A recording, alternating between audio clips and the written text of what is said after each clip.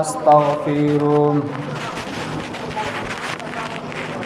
ونعوذ بالله من شرور أنفسنا ومن سيئات أعمالنا من يهده الله فلا مضل له ومن يضلل فلا هادي له أما بعد فإن أصدق الحديث كتاب الله وخير الهدي هدي محمد صلى الله عليه وسلم وشر الأمور محدثاتها وكل محدثة بدعة وكل بدعة ضلالة وكل ضلالة في النار. أعوذ بالله من الشيطان الرجيم. بسم الله الرحمن الرحيم. ومن الناس من يشتري لهو الحديث ليضل عن سبيل الله بغير علم ويتخذها هزوا أولئك لهم عذاب مهين. وإذا تتلى عليه آياتنا ولى مستكبرا كأن لم يسمعها كأن في أذنيه وقرا فبشره بعذاب أليم.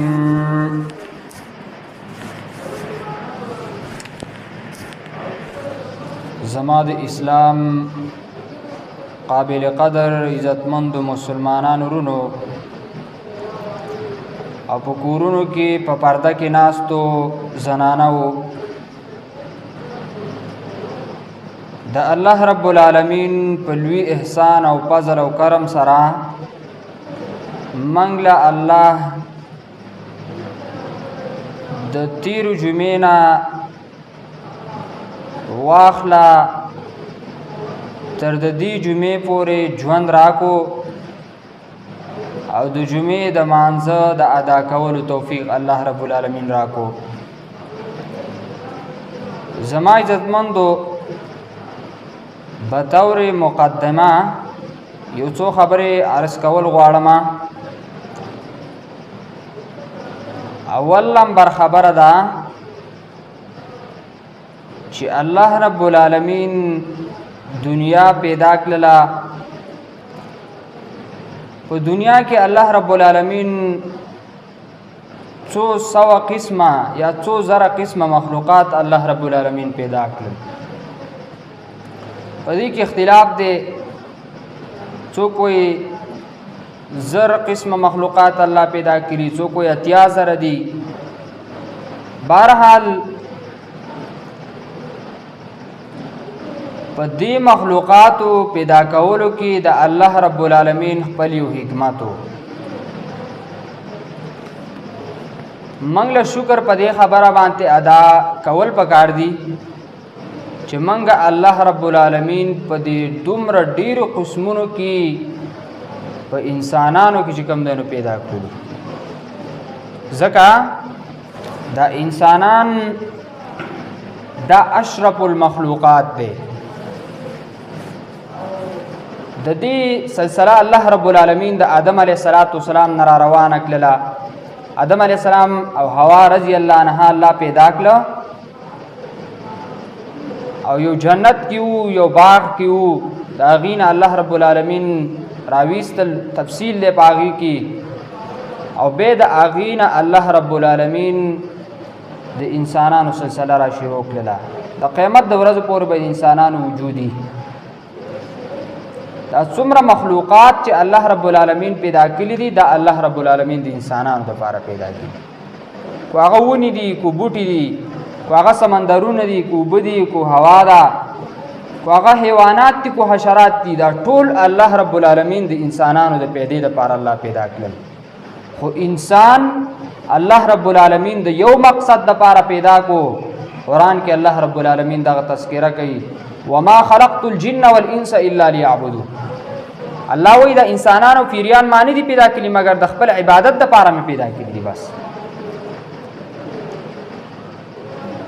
ما خبر عرض کولا الله رب العالمین دنیا پیدا کړه په دنیا کې الله رب العالمین مخلوقات پیدا کړل په دې مخلوقاتو کې الله رب العالمین دو قسمه مخلوقات مکلف وګرځول چې دو قسمه مخلوقات په زما عبادت کوي د بل چا بندگی باندې کوي الله رب العالمین د دې مخلوقاتو د فاره د دې دنیا نه رستو یا جنت ګرځولې ده یا جهنم ګرځولې ده د قیامت ورځ ده هغه راتلون کې ده نو دغه رنګي دغه دو قسمه مخلوقاتو کې یو انسان دی بل پیری دی دا دوان الله رب العالمین مکلف وګرځول بیا الله رب العالمین د دې انسانانو د هدایت د پاره او د دې د رهنمایي د پاره او د دې در سم لار د خودلو د پاره او د غلط د لارې نه د بچ کېدلو د پاره الله رب العالمین وخت په وخت باندې هر قوم ته هر امت ته خپل خپل نبی راوړي چې دا خلک د غلط لارې نه منشي په صحیح لار باندې راشي خپل خپل نبی الله رب العالمین هر قوم ته راوړي څلور کتابونه او څه صحیفه الله رب العالمین د انسانانو د هدایت د پاره راوړي بیا داسې یو زمانہ وا د آدم علیه السلام نه واخلا تر د نوح علیه السلام پورې پدې کې دا غون خلق په یو ملت باندې په یو دین باندې پدې کې نه شرکیاتو نه پکې بدعاتو نه پکې رسوماتو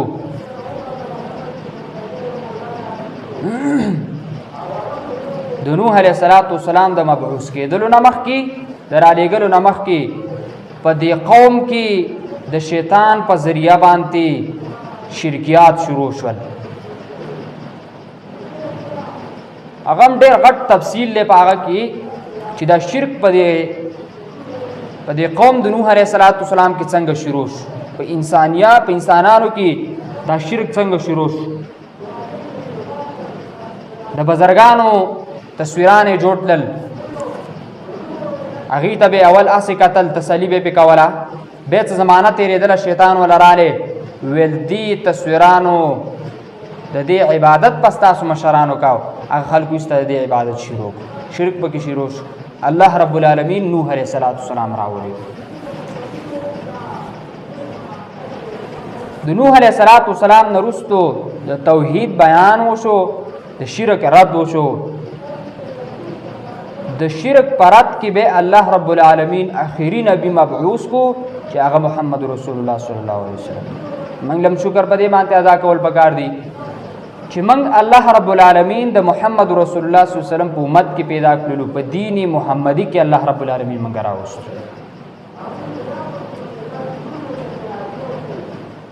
الله رب العالمین به هر امت خپل پیغمبر را لګو خپل کتاب به را لګو هغه کې به څه اوامر او څه نواهی وو دغه رنګي الله رب العالمین زمنګ د هدایت د پاره یو پیغمبر راولېګو چې هغه نوم محمد رسول الله یو کتاب راولېګو چې هغه قران مجید وو په دې قران کې مونږ ته څه اوامر هم شوي دي څه نواهی هم شوي دي هغه اوامر چې هغه حکمونه دي په هغې باندې مونږ او تاسو عمل کوو هغه نواهی چې هغه نه به مونږ او تاسو ځان بچ کوو د دې نه قران مجید ډک دی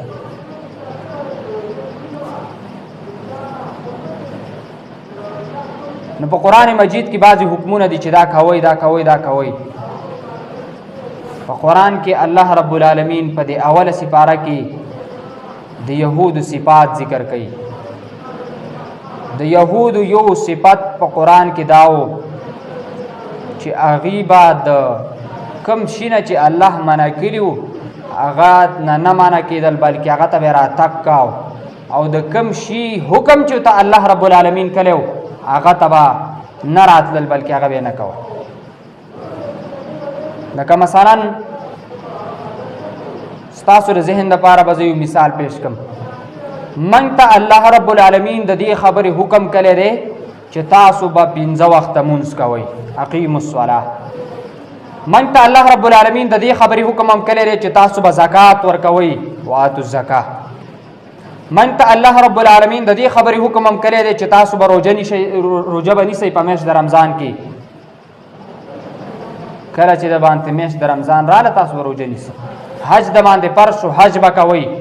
ډېر شی داسې اوامر الله رب العالمین موږ ته کړي دي، خو دې ته موږ راتللو په وخت په ټیم باندې موږ ادا کول، دا به زما استاد د مسلمانۍ شانی، دا به زما استاد د ایمان شانی. خو دې ته ما ته نه راتللو نم ادا کول، یعنی د الله حکمونه موږ نه منل، دا به د یهودو صفت زما عزت نه لري. نن خو هر طرف ته د یهودو د اشیاو نه بایکاټ شروع دی. زویم د یهودو د نظریې نه سړی بایکاټ وکړي، د یهودو هغه کارونه چې قرآن مجید کې د هغې تذکره شوې ده چې یهودو به د الله حکمونه نه منل، دغه رنګې موږ او تاسو د الله حکمونه ومنو. که ما او تام د الله حکم نه منو، براینام مسلمانان او دغه رنګې براینام مؤمنان ځان ته و، دا به ما او تا د یهودو نه بایکاټ نه دی. په قرآن مجید کې الله رب العالمین د ډیرو ګناهونو تردید کړی دی چې دا ګناه مه کوئ، دا ګناه مه کوئ، دا ګناه مه کوئ. دا کمې خبرې چې ما وکړي دا به طور مقدمه ما وکړلې. اوس اصلي خبرې ته راځو. زما او ستا په دې معاشره کې یو داسې ګناه ده چې رب العالمین د هغې نه منع کړې ده، محمد رسول الله هم د هغې نه منع کړې ده چې هغې ته ډنګ ټکور ویلی کېږي. او دا ډېره عامه ګناه ده، خطرناکه ګناه ده، په دې دور کې چلیږي. ټول مسلمانان په دې ګناه کې اخته دي الا من رحم الله. هغه څوک ته الله بچ ساتلی دی چې په هغې باندې الله رحم کړی دی. دې ګناه ته په عربۍ ژبه کې غنا ویلی کېږي، غنا. او په پښتو کې ورته سندرې وایي، ډنګ ټکور چې ته ویلی کېږي.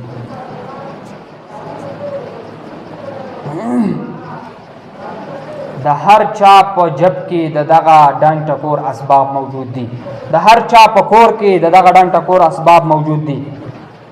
هر مسلمان چې ځان ته مسلمان وایي، کلمه گو مسلمان دی، د هر چا په لاس کې موبایل دی، دغه رنګې د هغې سره فلمونه دي، ډرامې دي، ریسلنګونه دي.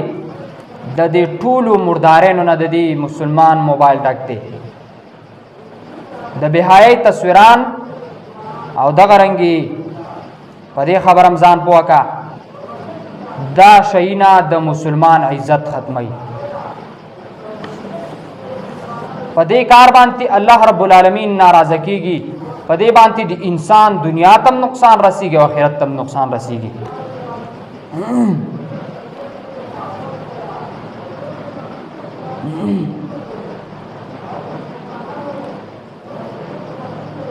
او کو چرې د دې مسلمان د یو وړوکي ماشوم نه تپوس وکړي د پلانکي ډم څه نوم دی، د پلانکي کرکټر څه نوم دی، د هر ډم نوم به ورته معلومي، د هر سندرغاړي نوم به ورته معلومي، د هغه فحاشو د ډمو نومونه به ورته معلومي. خو چې د یو صحابي تپوس ته وکړي، د پلانکي صحابي شجرې نسب راته ووایه، پلانکي صحابي څنګه څنګه حالات تېر شوي وو، د کلمې شرایط راته ووایه، د مونځ شرایط راته ووایه، نو بیا به څه وایي؟ یاره موږ خو څه مولان نه یو. مولا نه تپوس وکړه.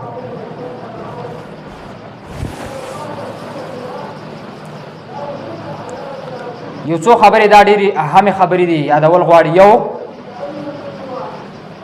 د ډنګ ټکور اسباب په قرآن مجید سره حرام دي. دویم، په احادیثو د محمد رسول الله صلی الله علیه وسلم کې د دې نه منع راغلې ده. دریم، علماء کرامو د امت په دې باندې فتوا ورکړې ده چې دا حرام دي، فتوی پې موجود دي. او څلورم، د دې ډنګ ټکور کاروبار کول، دغه رنګې میمري کارډ او دا شیونه ډکول، د دې رزق به څنګه وي او د دې حکم څه دی، دا ټول ذکر کېږي.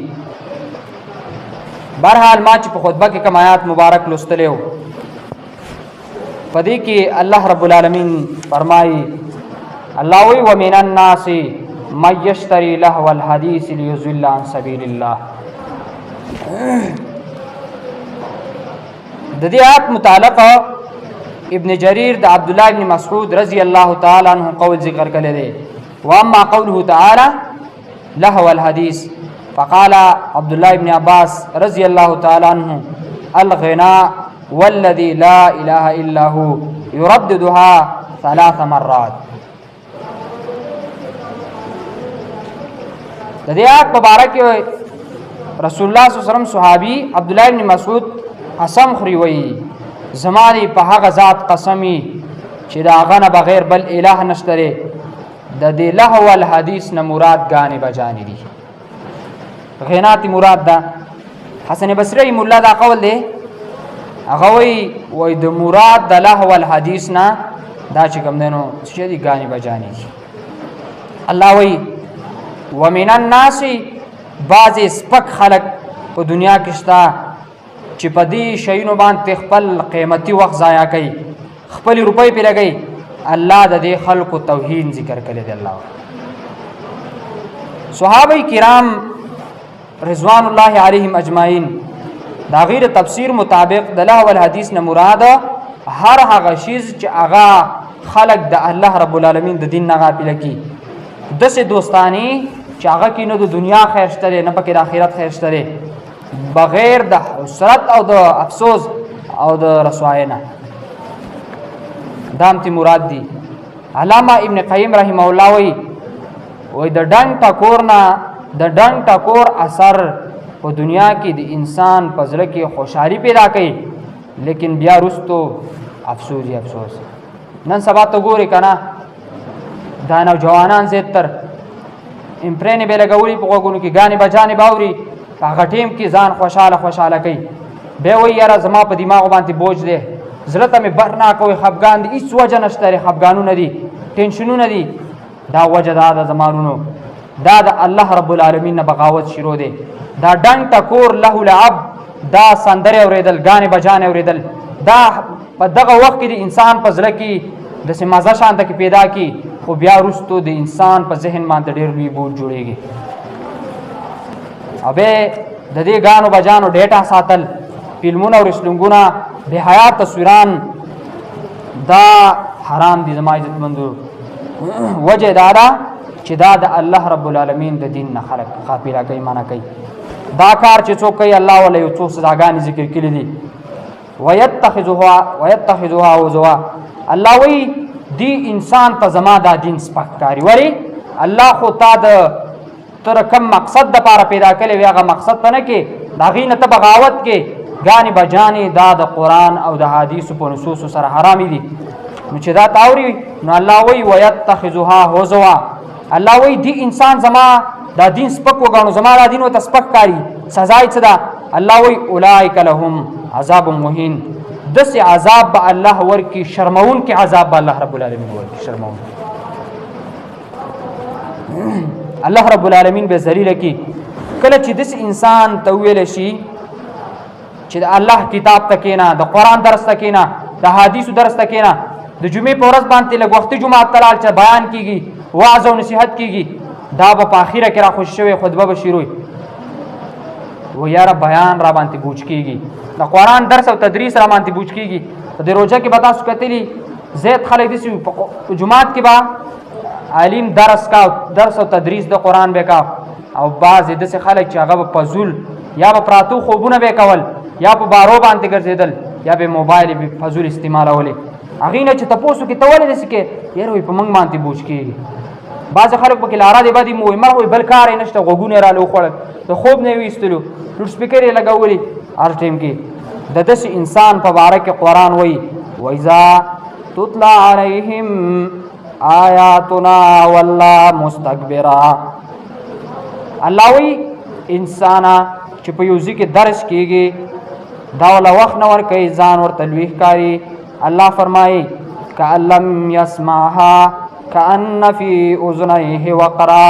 په غوږونو کې د سندرو بوجونه دي. زمایي الله وی د دې انسان په دې غوږونو کې د سندرو بوجونه دي.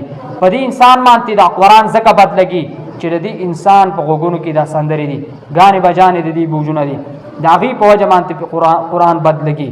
خو الله پاک یو ناشنا خبره کوي. الله وی فبشره بعذاب علیم. الله وی دی خلق لا په دردناک عذاب باندې زیر ورکا. دی خلق لا الله وی په دردناک عذاب باندې زیر ورکا چې دا خلق زما دین و تسپکاری زما دا قرآن پہ بوجھ کیږي. الله وی دی خلق لا زما په دردناک عذاب باندې زیر ورکا. زیر خو په خاشیاو کې خلق ورکي کرا ته چا کا معصوم پیدا شي خلکو یار ټلیفون نو کې پلانکی ته پلانکی دا وې زمون کا معصوم پیدا شوی دی ولی خوشحالي ده ته چا وادي خلکو پلانکی ته زیر ورکي چې پلانکی واده دی. څوک د حج ناراضي د عمره ناراضي د سفر ناراضي په ښه حالاتو کې خلک زیر ورکي. حالان کې قران مجید کې الله رب العالمین هغه چاته زیر په عذاب باندې ورکو. الله وی فبشره بعذاب الیم. دسه خلک چې د غانو بجانو ډنګ ټکور د الله رب العالمین د دین نه غافل کړي د قران نه غافل کړي. الله وی فبشره بعذاب الیم. د خلکو لزیر ورکا د پس الله رب العالمین تا د الله په دین پس ټوکې مسخره کولې. الله رب العالمین پتا پس چې کوم نه ټوکې مسخره کوي. الله وی فبشره بعذاب الیم. د قران مجید اکثر آیاتونه چې وکتل شي د دې خلکو د سزا په باره کې راغلي دي. د نور ګناهونو په باره کې الله رب العالمین چرم د سینې دی ویل چې وبشروا بعذاب الیم یا وبشروا اولئک لهم عذاب مهین. شرمون کې عذاب الله رب العالمین د نور ګناهونو په باره کې نه ذکر کړي. دا یو ګناه ده، دا قبیح ګناه، ناروا ګناه ده، دا ډنګ ټکور د دې په باره کې الله رب العالمین سوې وبشروا بعذاب الیم.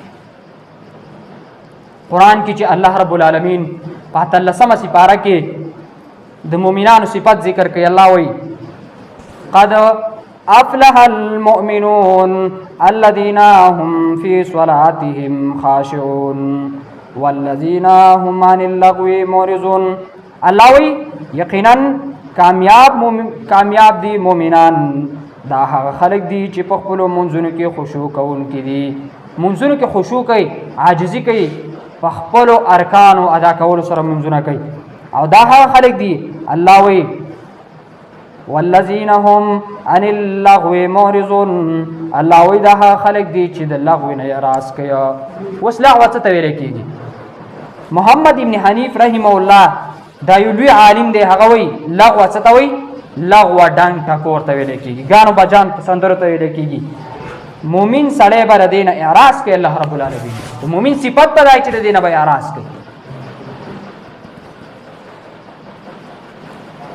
بعض خلک خلابیم دسی چې په خپل غوګونو کې هغه شیونه ورکی دي نو ځان له ګناه کوي.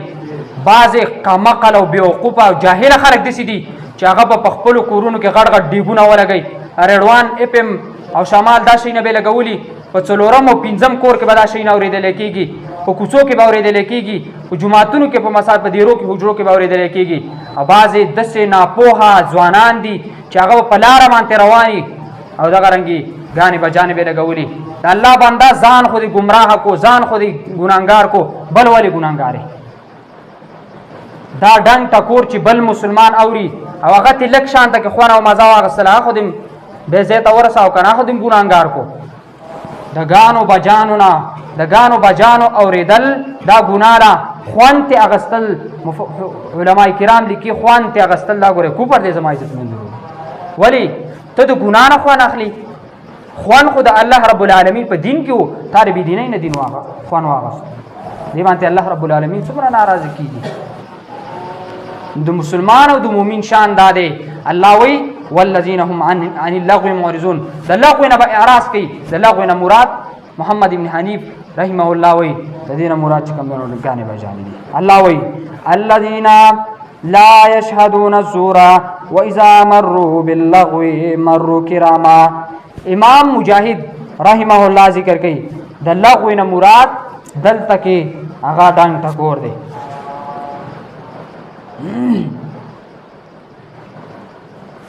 شیطان دا د انسان ازلی دشمن دی. کله چې آدم علیه السلام د جنت نه راویستو الله رب العالمین خفه شو، ویل تاسو وځئ د جنت نه وځئ.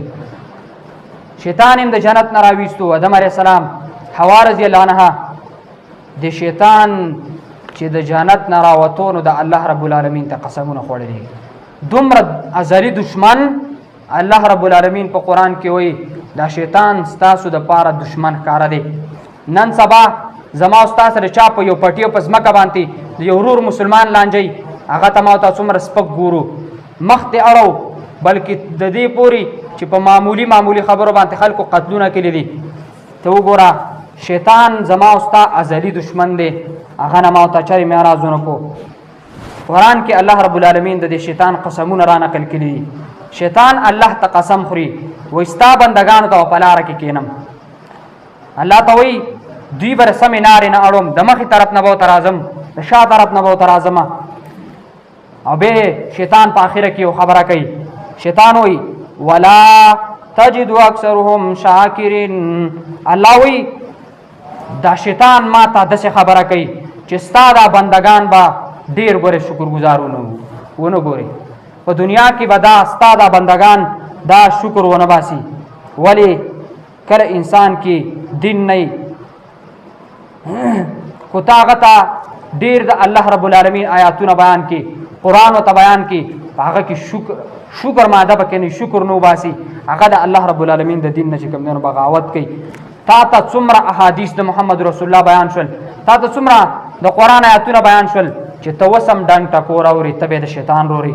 رسول الله صلی الله علیه وسلم خواله یو کس رالی محمد رسول الله صلی الله علیه وسلم دا د ټول امت یو رهبر رهنما دا د ټول امت معلم او استاد محمد رسول الله صلی الله علیه وسلم تراله ویلي یا رسول الله بد پیلې ته مزله شوی دی اجازه را تراکا. محمد رسول الله صلی الله علیه وسلم هغه د اخلاق مظاهره وکړه ویلي کو یو کس تا د خور او د مور سره بد پیلې کوي ته ستا به څه حالي. هغه سړی هغه پوه شو هغه ته وایي زه خو په دې باندې خفه کېږم. محمد رسول الله صلی الله علیه وسلم ورته وفرمایل زما دا خبره یاد وساته چې هر څوک چې د انسانیت او مسلمانی پکې وي هغه دا خبره نه خوښوي چې هغه د بدپیلي وکړي ځکه دا زنا داسې یو عمل دی چې دا شرع چې کوم دی نو دایم بده ګڼي او عقل هم چې کوم دی نو بده ګڼي. امام شافعي رحمه الله ذکر کوي وایي دا بېحیایي نه ده بېحیایي دا په انسان باندې قرض جوړېږي.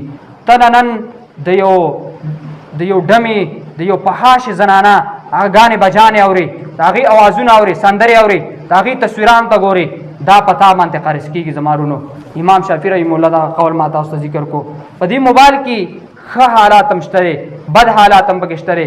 نو په ځای د دې چې انګریز او دغه رنګې یهود او نصاراو دا د انسانانو د بېحیا کولو دپاره دا شیز راایستلی دی چې موږ یې د حیا دپاره استعمال کړو د قرآن د حدیث د خدمت دپاره استعمال کړو موږ د دې ګانو بجانو نه اعراض وکړو مخ دې واړو.